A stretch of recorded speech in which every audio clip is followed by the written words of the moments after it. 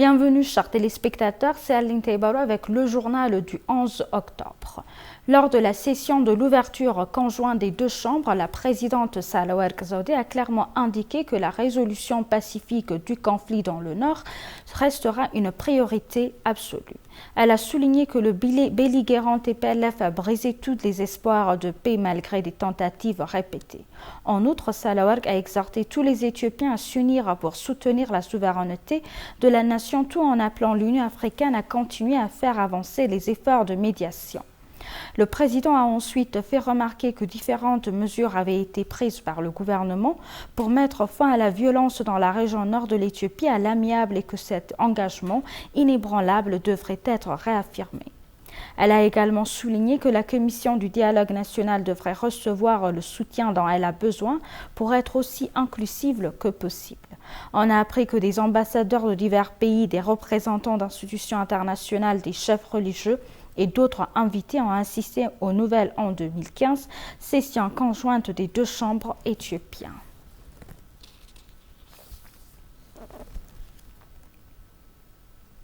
Dans un autre développement, le discours présidentiel aux membres du Parlement et de la Chambre de la Fédération, forte de 112 membres, a salué la réalisation étincelante réalisée au cours de l'année dans le domaine de la diplomatie. Conformément à la tradition, le discours de Sahlawerk a signalé que la diplomatie du gouvernement accordera une importance primordiale à l'intensification de l'intégration régionale au cours de l'année 2015. La présidente a déclaré que l'Éthiopie entreprenait des activités diplomatiques fructueuses pour réaliser l'intégration régionale dans la région de la Corne. Sahlawerk a souligné que l'Éthiopie entreprenait des activités efficaces pour consolider les avantages mutuels entre elle-même et les pays amis. Selon le président, des activités diplomatiques efficaces sont en cours pour informer les autres pays riverains inférieurs de l'importance du RGO. Au cours de l'exercice 2021-2022, l'Éthiopie a entrepris des activités diplomatiques efficaces pour renforcer les relations bilatérales et multilatérales avec d'autres pays.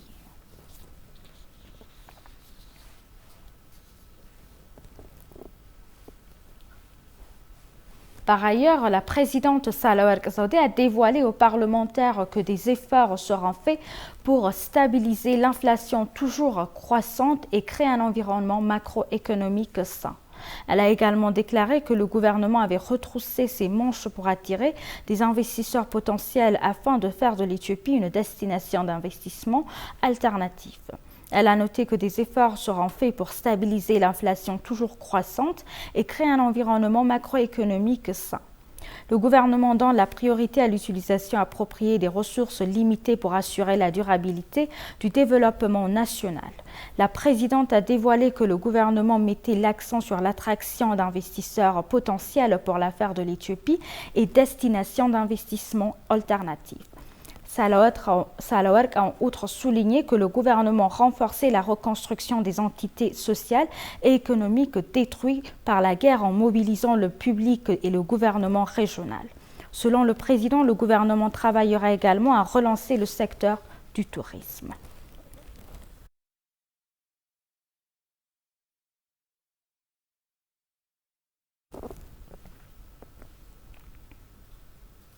Le ministère de l'Éducation a annoncé que plus de 560 000 élèves se sont présentés à l'examen du certificat national de fin d'année de deuxième année qui l'on administre dans 130 centres d'examen à partir de lundi. Alors que l'examen s'est généralement bien déroulé, certains centres ont dû faire face à des interruptions ou à des obstacles. Dans un cas, un pont reliant le campus principal de l'université Hawassa en campus techno s'est effondré lundi, blessant des candidats. Plus d'un demi-million de candidats ont assisté à la première journée sans aucun problème de sécurité. Le ministre de l'Éducation, Birhanu Nagga, a informé les journalistes du premier jour d'examen. Le ministère a annoncé que les étudiants blessés recevaient des soins à l'hôpital des références de Hawassa. L'examen s'est déroulé avec succès dans d'autres régions du pays. Plus de 976 000 étudiants devraient passer les examens en 2 tours.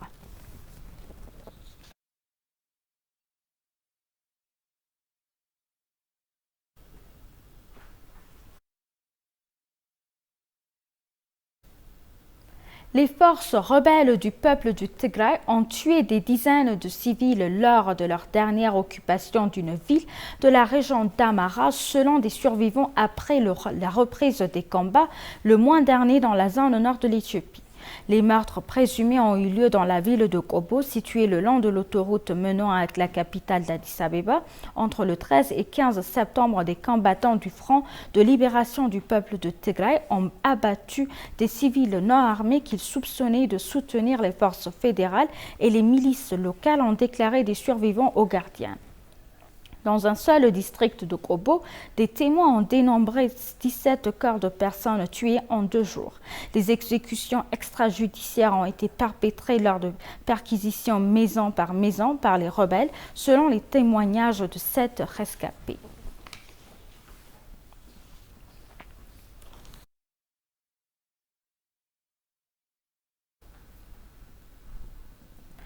L'ambassadeur d'Éthiopie aux États-Unis, Selachie Bakala, a discuté avec les Éthiopiens et des investisseurs à Los Angeles.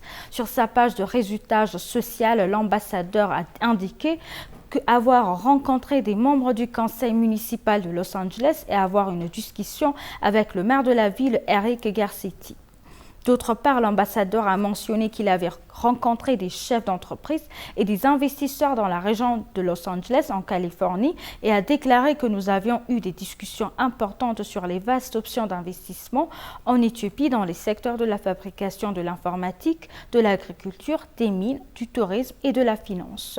Il a discuté avec des membres de la communauté éthiopienne de la situation actuelle en Éthiopie, des défis et des améliorations de services consulaires de l'ambassade d'Éthiopie, et des questions soulevées par la communauté en personne et dans un webinaire.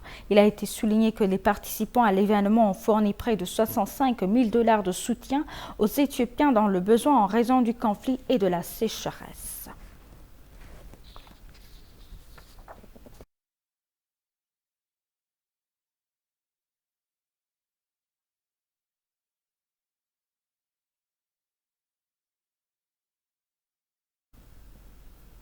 Le ministre d'État de la Santé, Daraje Duguma, a annoncé que des activités sont en cours pour répondre à 160% de la demande nationale de fournitures pharmaceutiques et médicales avec des produits locaux. Le ministre d'État a fait cette déclaration lors du 19e sommet annuel de l'association sectorielle éthiopienne des industries de fabrication de fournitures pharmaceutiques et médicales. Dans son discours d'ouverture du sommet, Daraje a déclaré que le secteur de la santé avait enregistré des résultats prometteurs dans des domaines tels que la fourniture de médicaments et des fournitures médicales de qualité et authentifiées. Suite aux incitations introduites par le gouvernement, il existe actuellement 18 sociétés pharmaceutiques en Éthiopie qui sont engagées dans la production de médicaments et de fournitures médicales, a expliqué le ministre d'État.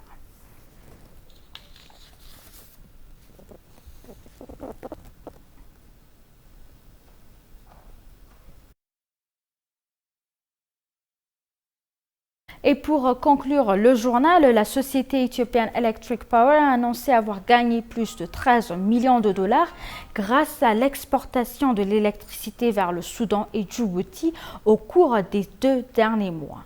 Selon Minilik Getaoun, gestionnaire de Sales and Customer Manager du département marketing et du développement des affaires, la société a exporté 232,76 millions de kilowatts par heure d'alimentation d'électrique vers les 2 pays et a collecté 13,04 millions de $ dans le processus.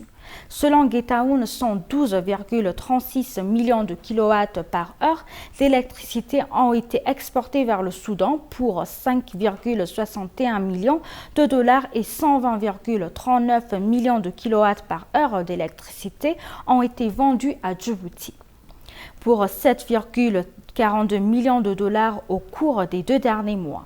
Il a rappelé que la société a également collecté plus de 2,74 milliards de $ de revenus provenant des ventes locales d'énergie et de la location de fibres optiques au cours des 2 derniers mois.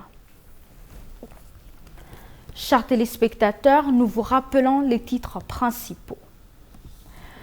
Le gouvernement est déterminé à poursuivre les efforts pour résoudre le conflit dans le Nord.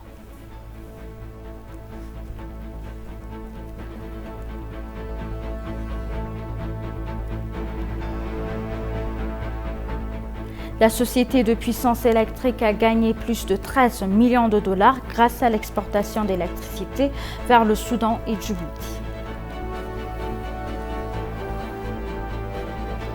Merci chers téléspectateurs, c'est la fin du journal. C'était Aline Taibaro avec le journal. Restez avec nous avec le reste des programmes. Bonne journée.